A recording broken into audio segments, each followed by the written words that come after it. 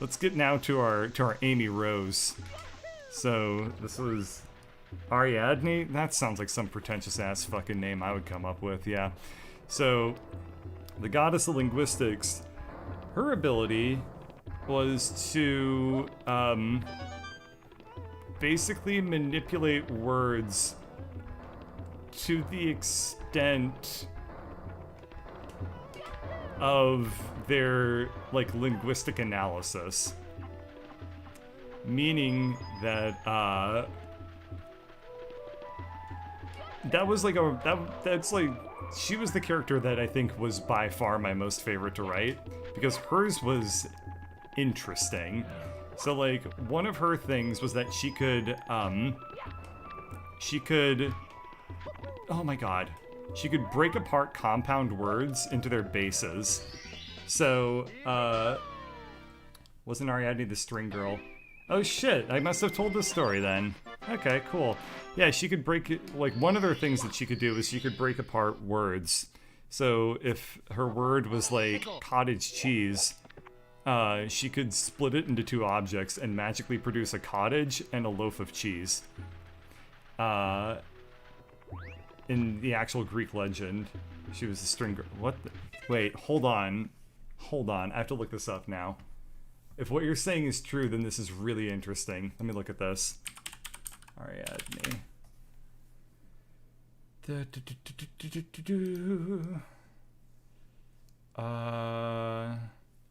This means holy.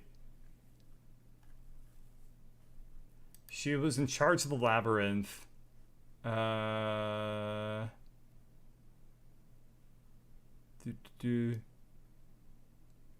Ariadne slept with Naxos as a goddess. Okay, Ariadne as a goddess, the mistress of the labyrinth.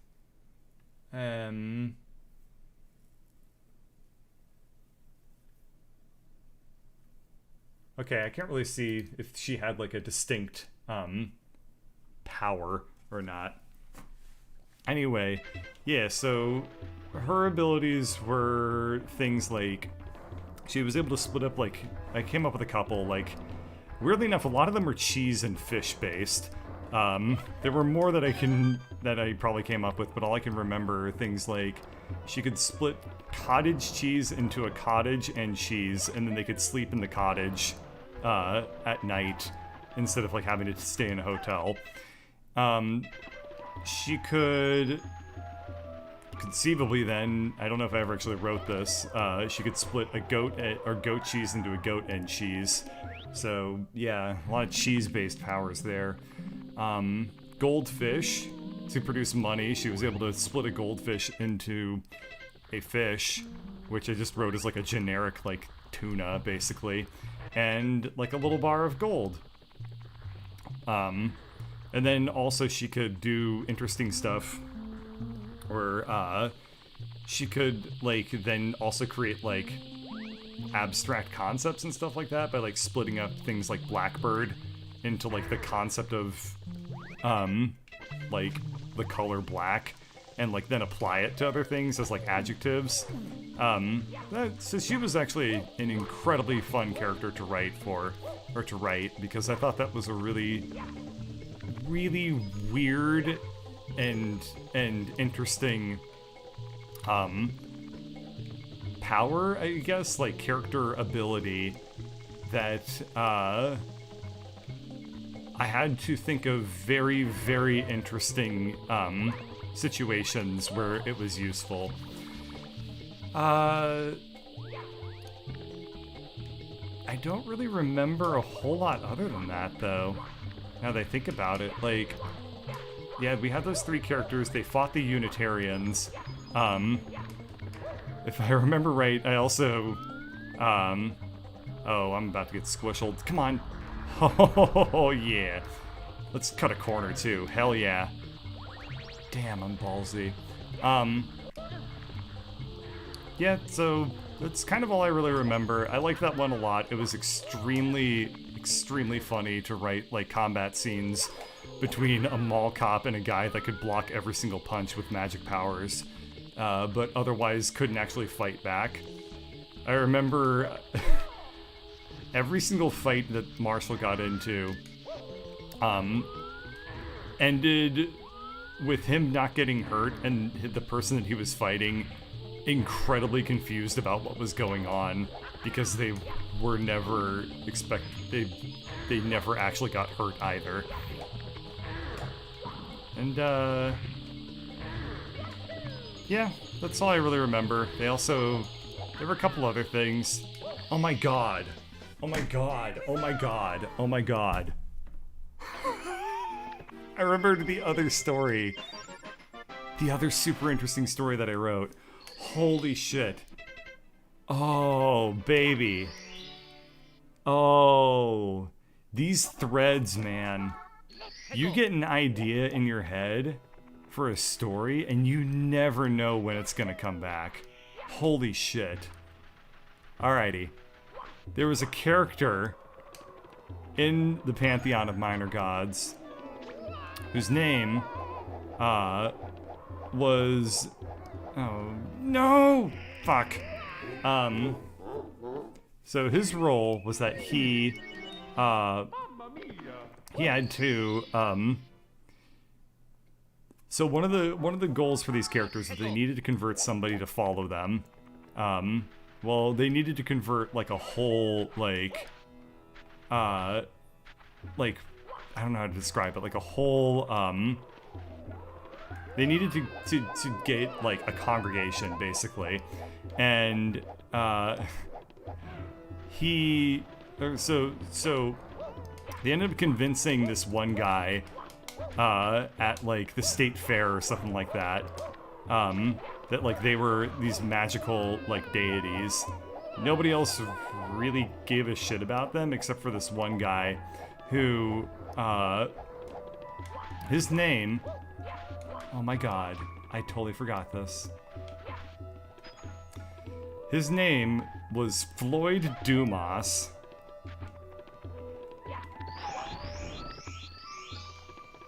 Might have mentioned this in another video, but if I haven't, let me explain to you the other story one of the only stories I've ever actually finished. It's a 20-page short story. I did it for a creative writing class. It's called America's Greatest President. And it stars President Floyd Dumas, who got elected, ironically, by hipsters. And the thing about Floyd Dumas is that he, oh my god, I swear to god, when I wrote this, Trump was not president, and the concept of a deep state didn't exist, alright? This wasn't based on reality, it just happened to fucking predict it really, really well. So the point of Floyd Dumas is that he, I swear to god I wrote this in 2015, okay? The Illuminati controlled America, and and Floyd Dumas got elected, but Floyd Dumas didn't really understand, like, the concept of the Illuminati, so he like showed up to like his meetings with the Illuminati, and the Illuminati were like, okay, so we're the people that like run the show, you need to like listen to us. And he was like,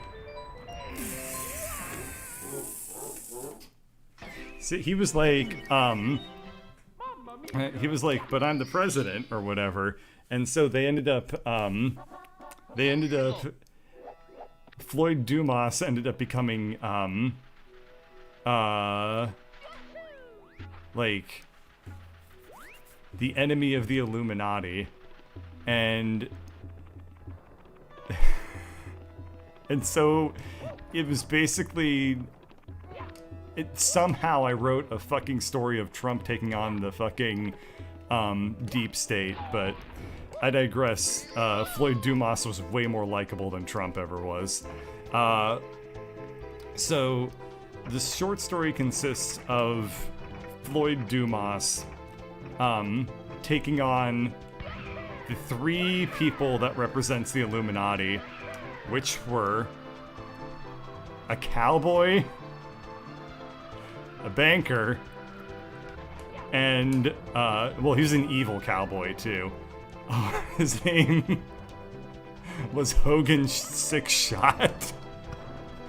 Oh my god, I forgot about this story. So, it was about the president on a train heist fighting a cowboy, and then winning, and I don't even remember how he won, but he won like a gunfight against the world's most powerful cowboy. That's what his character was. It was Hogan Six Shot, the world's most powerful cowboy. That was that character's name. The next story, the next character, the next member of the Illuminati that he had to fight and defeat was, I think I called it, like, Lord Poppycock. And Lord Poppycock was, like, he was an English dandy. So he like wore a oh my god, if I die trying to get to the top of the pyramid again, I'm not doing it. I'm gonna fucking take the cannon and fly. We're not doing the climbing to the top of a pyramid again. Yes, it was Lord Poppycock, and I don't remember exactly how he did it, but it was like Lord Poppycock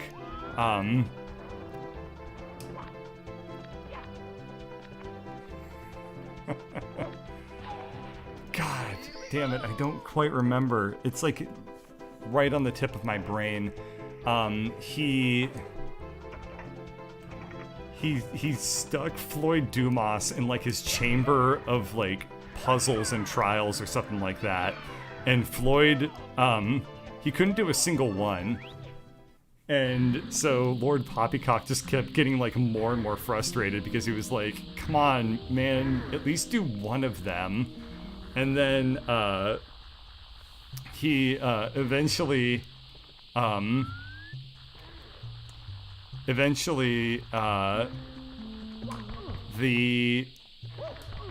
way that Floyd Dumas defeated Lord Poppycock was they got married, if I remember right. Like, that's something that happened.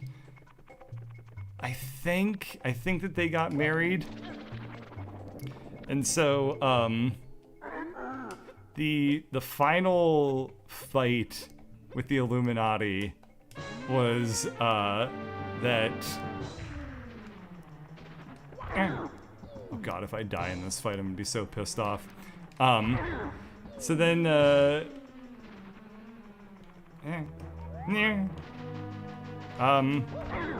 then the final fight was just like he had to. Son of a bitch! I hope that the fucking top of the pyramid is still broken when I get back in there.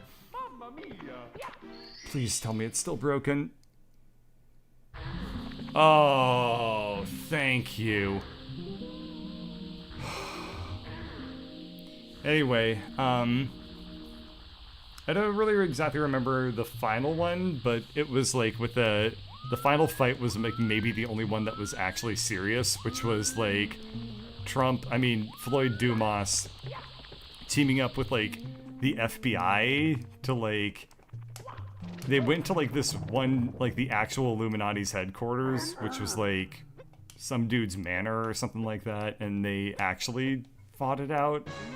And it turns out that like that guy was actually a vampire, and I don't really remember a whole lot more details than that. And I have no idea. That's the only story I finished. I have no idea if I have that saved anywhere, but I swear to God, this was, yeah. Oh no.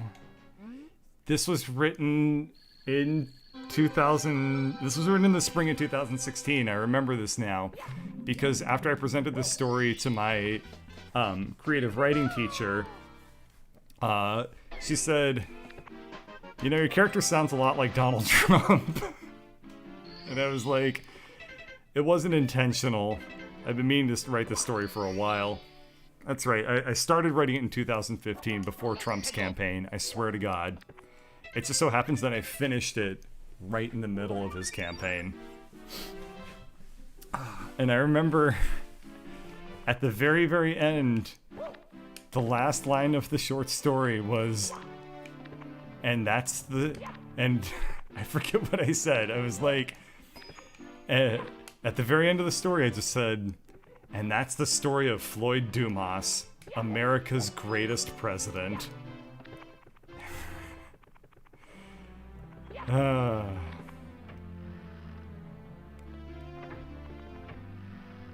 Well,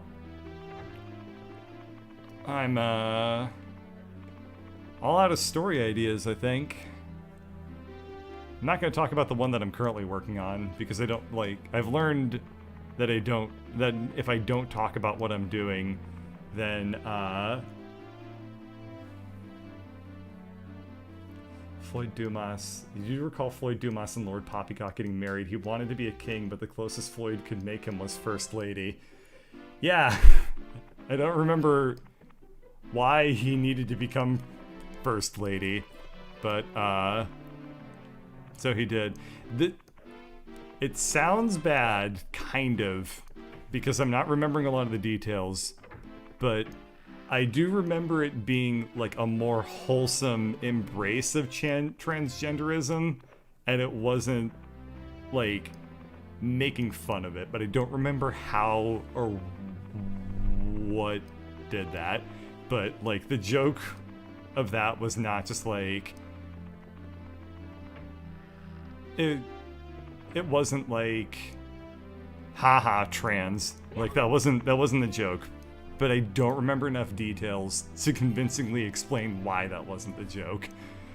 Probably I pulled it off better. He wanted to be promoted from a lord. I think that, no, I don't remember exactly. I think that might have been part of, oh, that's right. Yes. It was an allegory about being transgender because he was unhappy with being a lord, and so he wanted to become a lady. See, I told you, it was kind of funny, but it was not poking fun at it, if that makes sense. Anyway. I don't know what I'm doing in this room. I've already gotten the star. I'm just kind of killing time while I, like, wrap up my thoughts on this. Anyway, yeah, I don't want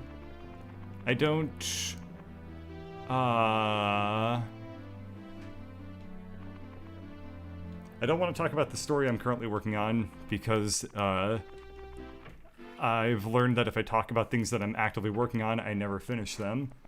True story, it's a weird psychological thing. Look it up. So I'm not going to, but goddamn, it's so interesting to see, like, how these little threads become, like, big thematic, elements, in like, later pieces of work, you know? As you're an artist or whatever, you kind of develop your style, and you think to yourself, like, how do I find, like, my voice, and how do I find my style, and stuff like that. And it's like, after a little while, it becomes more like, geez, how do I stop sounding like myself? I don't want to sound like me anymore. I want to sound different than me. After a while, you can't get away from yourself as a creative type. Anyway, yeah, I really wish I could remember more about America's greatest president, but I don't think I have that saved anywhere anymore. Oh well. Okay, well I guess I'm gonna call it here, so thanks for listening to me ramble and fail at Mario for a little while. Have a good night.